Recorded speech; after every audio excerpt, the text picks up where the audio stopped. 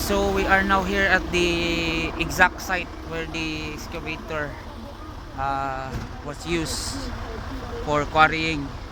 This is the place. These are the quarrying, and this is the unit. Picturean ban? Oh, Picturean.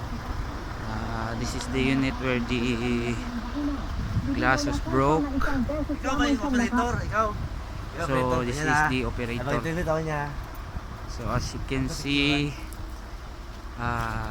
the glass that was broke was replaced with a temporary cellophane just to cover the operator from the dusk.